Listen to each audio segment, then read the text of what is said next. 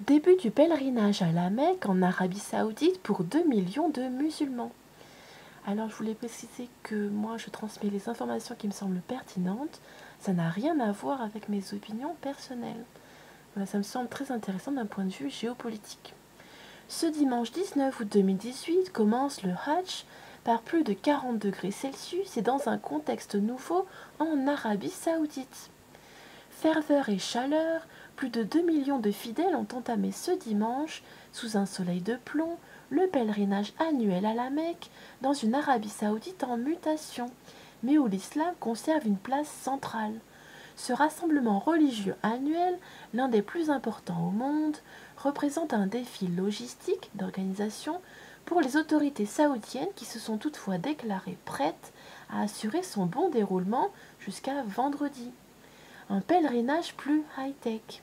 Au fil des ans, le Hajj a pris une dimension de plus en plus high-tech, avec une multiplication d'applications mobiles pour aider les fidèles à comprendre les instructions, à trouver leur chemin ou obtenir des soins médicaux d'urgence auprès du Croissant Rouge saoudien.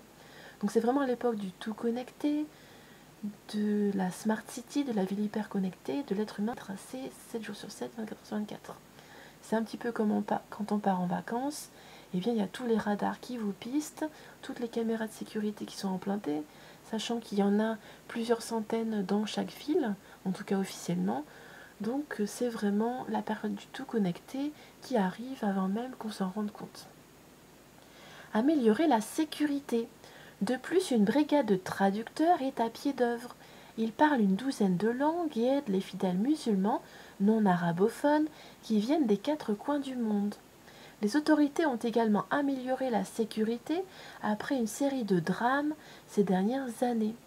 En 2015, le pèlerinage a été endeuillé par une gigantesque bousculade qui avait fait quelques 2300 morts, dont des centaines d'Iraniens.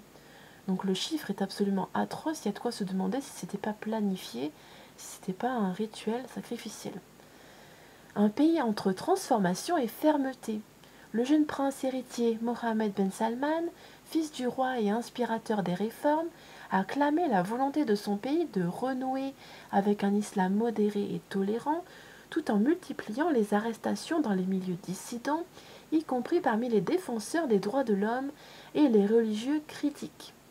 Le pèlerinage intervient en outre en pleine guerre au Yémen, au sud de l'Arabie Saoudite, où l'Arabie Saoudite intervient contre les rebelles houthis soutenus par l'Iran, le grand rival régional de Riyad. Alors ce serait une guerre pour le pétrole, comme je l'ai vu dans une précédente vidéo. Eh bien le Yémen a d'énormes ressources en pétrole dans son sous-sol et l'Arabie Saoudite s'est accaparée la plupart durant cette guerre. Problème avec le Qatar. Pour la 2e année consécutive, le Qatar s'est plaint du fait que ses citoyens soient privés de Hajj, sur fond de crise diplomatique avec Riyad. Donc s'il y a un problème politique ou diplomatique, eh bien des citoyens musulmans n'ont pas le droit de faire le pèlerinage. Les autorités saoudiennes accusent au contraire Doha d'entraver le déplacement de ses citoyens vers les lieux saints. Quelques 1200 citoyens du Qatar devraient en principe pouvoir participer au Hajj, selon un système de quotas par pays, mais les Qataris se sont plaints de l'impossibilité de s'inscrire sur un site web du ministère saoudien du pèlerinage.